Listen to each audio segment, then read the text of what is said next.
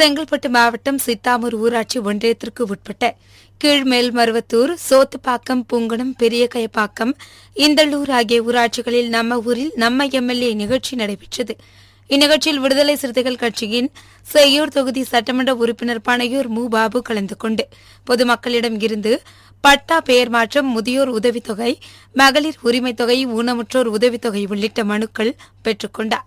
இந்நிகழ்ச்சியில் சித்தாமூர் ஒன்றிய குழு பெருந்தலைவர் ஏழுமலை, விசிக மாவட்ட செயலாளர் தமிழினி, திமுக ஒன்றிய செயலாளர் சிற்றரசு, மாவட்ட கவுன்சிலர் டைகர் குணா, ஊராட்சி மன்ற தலைவர்கள் மாசிலாமணி, ஸ்ரீதர், உஷா கருணாகரன், பிரபாவதி, சிவக்குமார், லோகநாதன், ஒன்றிய செயலாளர்கள் தமிழ் விரும்பி, புகழேந்தி உள்ளிட்ட பலர் கலந்து கொண்டனர். தூத்துக்குடி மாவட்டம் கோவில்பட்டி மற்றும் சுற்றுவட்டார பகுதியில் தொடர்ந்து கனமழை பெய்து வருகின்றது. இந்நிலையில் கயத்தாறு தியாகராஜ பாகவதர் தெருவில் உள்ள வேலு என்பவரின் வீடு கனமழைக்கு இடிந்து சேதமடைந்துள்ளது. வீட்டில் இருந்த 15 பேர் உடனடியாக வெளியே சென்றதால் அதிர்ஷ்டவசமாக உயிர் தப்பினர். இதுகுறித்து தகவல் அறிந்து கயத்தார் பேரூராட்சி உறுப்பினர் ஐயாதுரை நேரில் சென்று பாதிக்கப்பட்ட மக்களை அங்குள்ள திருமண மண்டபத்தில் தங்க வைத்துள்ளார். இதேபோல் கோவில்பட்டி மந்தித்தோப்பு சாலையில் உள்ள அன்னை தெரசா நகரை சேர்ந்த ராஜேந்திரன் என்பவர் வீடும், கருணாநிதி நகரை சேர்ந்த கஸ்தூரி என்ற 80 வயது மூதாட்டி வீடும் இடிந்து சேதமடைந்துள்ளது. தென்காசி மாவட்டம் சங்கரன் கோவில் மற்றும் அதன் சுற்றுவட்டார பகுதிகளில் 2 நாட்களாக தொடர் மழை பெய்து வருகின்றது. இதனால் பல்வேறு பகுதிகளில் வீடுகள் மற்றும் சாலைகளில் மழை நீர் சூழ்ந்துள்ளது. இந்நிலையில் அழகாபுரி கிராமத்தை சேர்ந்த முருகன் என்பவருக்கு சொந்தமான விவசாய தோட்டத்தில் பயிரிடப்பட்ட மக்காச்சோள பயிர்கள் நீரில் மூழ்கி சேதமடைந்தது. இதனால் வேதனை தெரிவித்துள்ள விவசாயி முருகன், சேதமடைந்த பயிர்களுக்கு உரிய நிவாரணம் வழங்க வேண்டும் என்று கண்ணீர் மல்க கோரிக்கை விடுத்துள்ளார். திருப்பத்தூர் மாவட்டம் நாற்றம்பள்ளி அடுத்த குட்டி கவுண்டனூர் பகுதியைச் சேர்ந்த ரமேஷ், பந்தரப்பள்ளி அருகே உள்ள கள்ளுக்குட்டை ஏரி பகுதியில் 11 star cricket academy coaching centre வைத்து நடத்தி வந்தார். இவர் வழக்கம் போல் கோச்சிங் சென்டருக்கு சென்றுவிட்டு வீட்டிற்கு இருசக்கர வாகனத்தில் சென்று கொண்டிருந்தார். அப்போது பாரதி நகர் பகுதியில் ஜோலார்பேட்டை அடுத்த மூக்கனூர் பகுதியைச் சேர்ந்த சுந்தரவேல் என்பவர் ஹோசூர் நோக்கி சென்று கொண்டிருந்த இருசக்கர வாகனமும் ரமேஷ் சென்ற இருசக்கர வாகனமும் நேருக்கு நேர் மோதிக்கொண்டது. இந்த விபத்தில் இருவரும் தூக்கி வீசப்பட்டு தலையில் பலத்த காயமடைந்து சம்பவ இடத்திலேயே பரிதாபமாக உயிரிழந்தனர். இந்த சம்பவம் குறித்து கந்தளி போலீசார் வழக்கு பதிவு செய்து விசாரணை மேற்கொண்டு வருகின்றனர். திருச்சி மாவட்டம் லால்குடியை சேர்ந்தவர் ஜெகன்.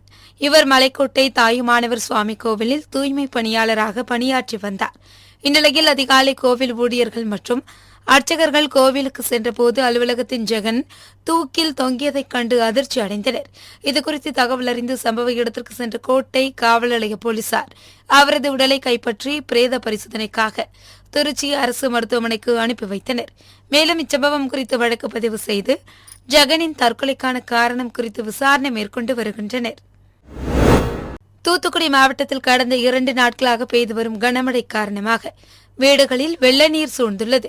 இதேபோல் கோவில்பட்டி அருகே எட்டயாபுரம் சாலையில் சித்தவநாயக்கன்பட்டி விளக்கு அருகில் மழைநீர் சூழ்ந்து கடும் வெள்ளப்பெருக்கு ஏற்பட்டது. இந்த வெள்ளத்தில் தத்தளித்த 30க்கும் மேற்பட்டவர்கள் விளாத்திக்குளம் சட்டமன்ற உறுப்பினர் மார்க்கண்டேயனின் துரித ஏற்பாட்டில் மீன்பிடி படகு மூலம் மீட்கப்பட்டனர். சென்னையில் இருந்து தாய்லாந்து நாட்டின் தலைநகர் பாங்காக் செல்லும் தாய் ஏர்லைன்ஸ் விமான பயணிகளை பாதுகாப்பு அதிகாரிகள் சோதனை செய்தனர். அப்போது சுற்றுலா பயணிகளாக தாய்லாந்து நாட்டிற்கு செல்ல வந்த சென்னையை சேர்ந்த காஜா மொய்தீன் மற்றும் கமுதியை சேர்ந்த அகமது இப்ராஹிம் ஆகியோர் அவர்களது சூட்கேஸில் ரகசிய அறைகள் வைத்து கட்டுக்கட்டாக அமெரிக்க டாலர் உள்ளிட்ட வெளிநாட்டு பணங்களை மறைத்து வைத்திருந்தது தெரிய வந்தது. இதையடுத்து அவர்களிடம் இருந்து 65 லட்சம் ரூபாய் மதிப்புடைய வெளிநாட்டு பணத்தை பறிமுதல் செய்து மேல் நடவடிக்கைக்காக இருவரையும் சென்னை விமான நிலைய சுங்கத்துறை அதிகாரிகளிடம் ஒப்படைத்தனர். இதனைத் தொடர்ந்து சுங்கத்துறை அதிகாரிகள் கடத்தல் பயணிகள் காஜா மொய்தீன், அகமது இப்ராஹிம் ஆகிய 2 பேரையும் கைது செய்து விசாரணை மேற்கொண்டு வருகின்றனர். தூத்துக்குடி மாநகரில் பல்வேறு பகுதிகளில் வெள்ளம் சூழ்ந்துள்ளதால் வீடுகளை விட்டு வெளியேறிய பொதுமக்கள் முகாம்களில் தங்க வைக்கப்பட்டுள்ளனர். இவர்களுக்காக மாநகராட்சி வளாகத்தில் உணவு தயாரிக்கப்பட்டு கொண்டு செல்லப்படுகிறது.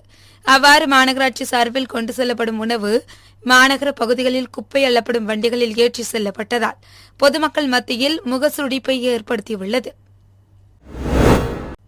விருதுநகர் மாவட்டம் ராஜபாளையம் புளியங்குளம் கண்மாய் பகுதியில் வெளியேறும் மழைநீர் அதிகரித்ததால் பெரிய பாலம் மற்றும் கட்டையன்தெரு பகுதியில் மழைநீர் சூழ்ந்தது.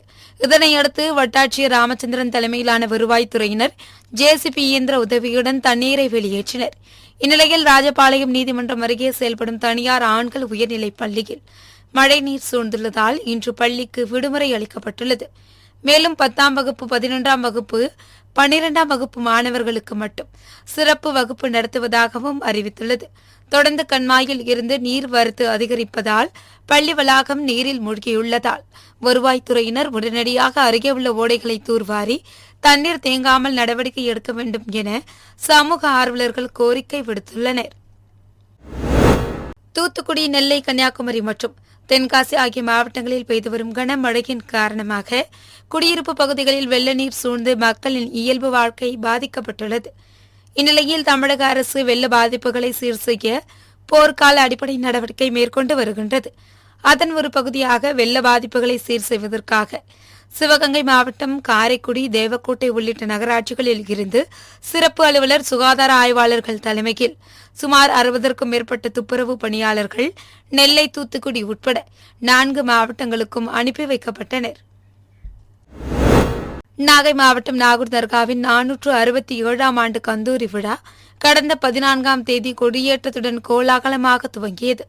இவ்விழாவின் முக்கிய நிகழ்வான சந்தனம் பூசும் வைபவம் வரும் 24ஆம் தேதி நடைபெறவுள்ளது.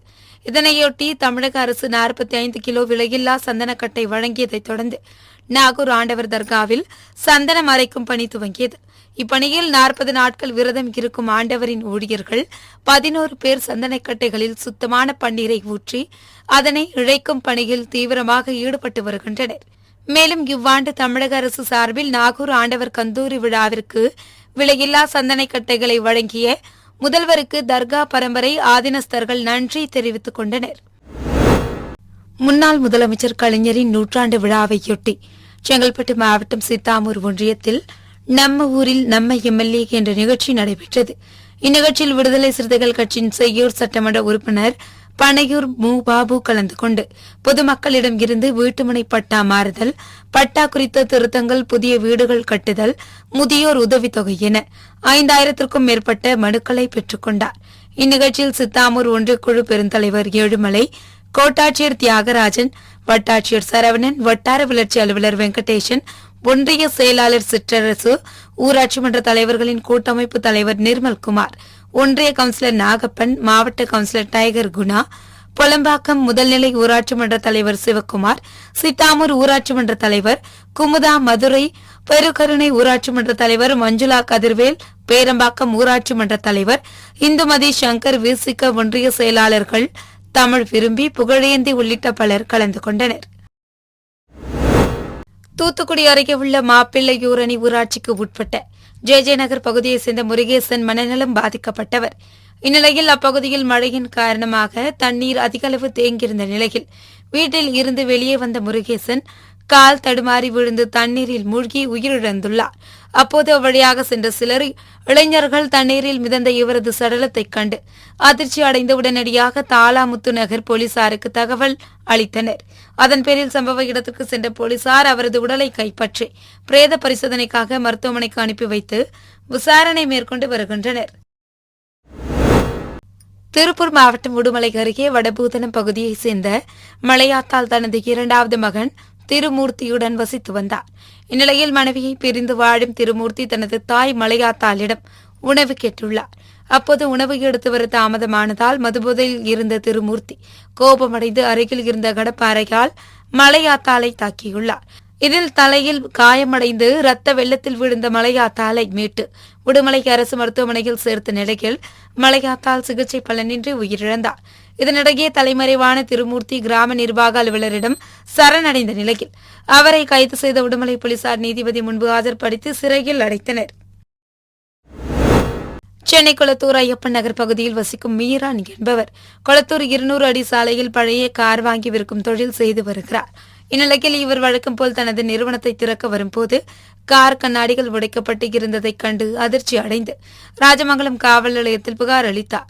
அதன் பேரில் போலீசார் வழக்கு பதிவு செய்து விசாரணை மேற்கொண்டதில் அந்நிறுவனத்தில் பணிபுரிந்து வந்த பெண் ஒருவரின் கணவர் பூபாலன் என்பவர் கார் கண்ணாடிகளை உடைத்தது தெரிய வந்தது.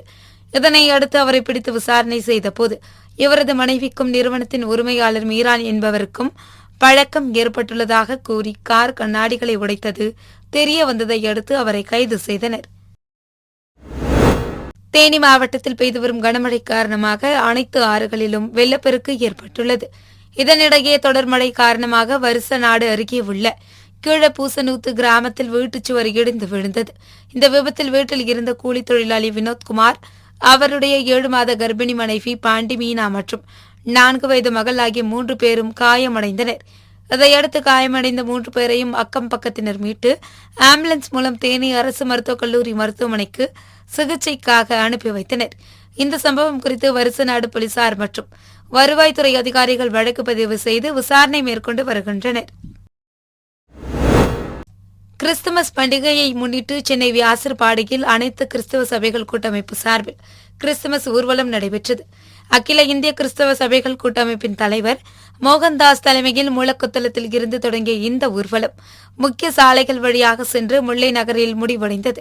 இதில் 1000க்கும் மேற்பட்டோர் கலந்து கொண்டு உற்சாகத்துடன் பாட்டு பாடி நடனமாடி சென்றனர். இதனை பொதுமக்கள் ஆர்வத்துடன் கண்டு களித்தனர். மக்களவைத் தேர்தலை முன்னிட்டு திருவாரூர் மாவட்ட ஆட்சியர் அலுவலகத்தில் மின்னணு வாக்குப்பதிவு இயந்திரம் செயல்படுத்தும் முறை விளக்க மையத்தினை மாவட்ட ஆட்சியர் சாருஸ்ரீ ஆலோசனைப்படி மாவட்ட வருவாய் அலுவலர் சண்முகநாதன் ரிப்பன் வெட்டி திறந்து வைத்தார்.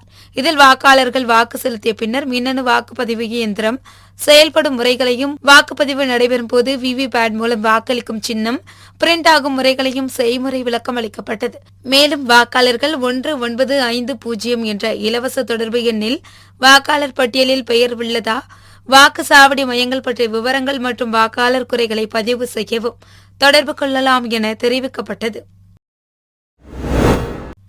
சென்னை கோயம்பேட்டில் இருந்து பயணிகளை ஏற்றிக்கொண்டு ஓசூர் நோக்கி சென்று கொண்டிருந்த அரசு பேருந்து பூந்தமல்லி வெளியூர் செல்லும் பேருந்து நிலையத்தில் நின்று கொண்டிருந்தது.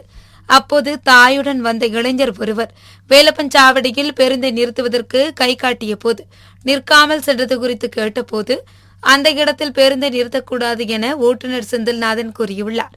இதனால் இருவருக்கும் இடையே வாக்குவாதம் ஏற்பட்டு முற்றிய நிலையில் அந்த இளைஞர் அவதூறாக பேசியபடி ஓட்டுநரை சரமாரியாக தாக்கியுள்ளார்.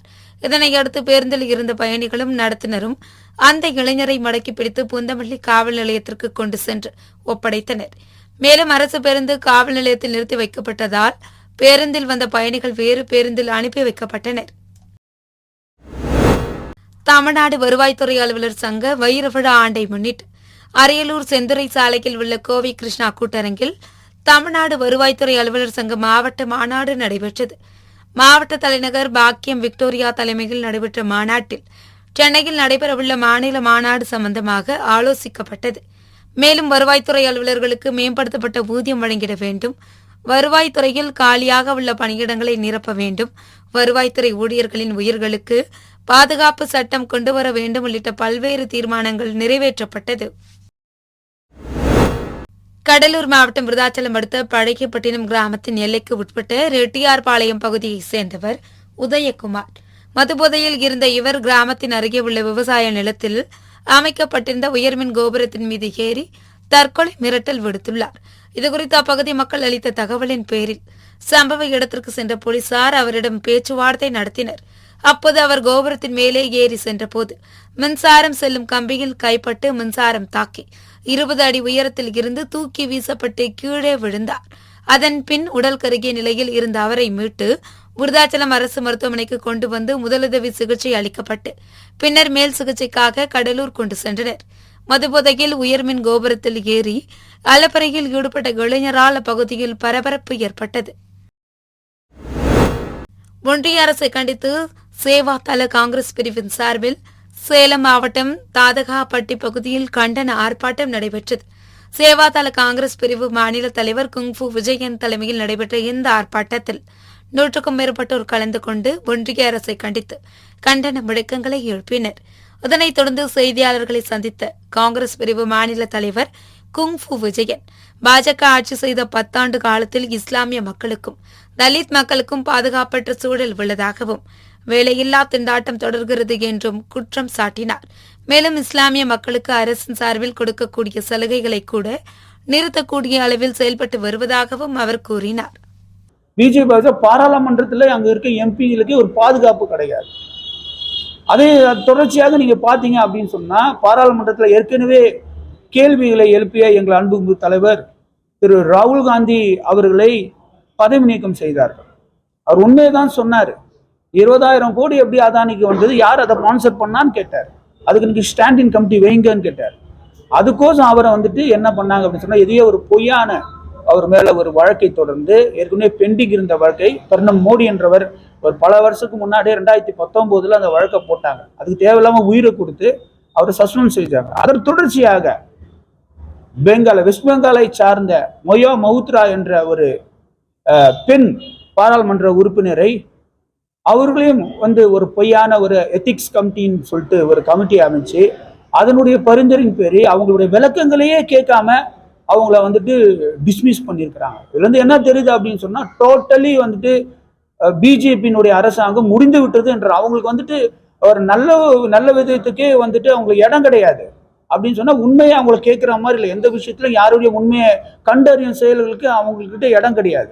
அவங்க ஜஸ்ட் யாராவது அவங்கள கேள்வி கேட்டா அவங்க மேல அவங்க கூட கரைவேட்டி கட்டாத இடி ஐடி போன்ற நிறுவனங்கள் இருக்குது, கவர்மெண்ட் இன்ஸ்டிடியூஷன் இருக்கு, அவங்கள வச்சு மிரட்டி அவங்க என்ன பண்றாங்கன்னா பொய்யான கேஸுகளை தொடர்ச்சியாக செஞ்சிருக்காங்க. இதெல்லாம் முடிவு கட்ட வேண்டும் என்ற காரணத்தினாலதான் இன்றைக்கு இந்த ஆர்ப்பாட்டங்கள், இந்த வேலைவாசியை கண்டித்து அதே போல் 100 நாள் வேலை வாய்ப்பு திட்டத்திற்கு அதுக்கு உண்டான தகுதியான பணத்தையும் கொடுக்கல. அதே மாதிரி அந்த கொஞ்சமாக அதனுடைய திட்டத்தை நிறுத்த வேண்டும். ஏன் காரணம் என்றால் அது காங்கிரஸ் அரசால் கொண்டு வரப்பட்டது.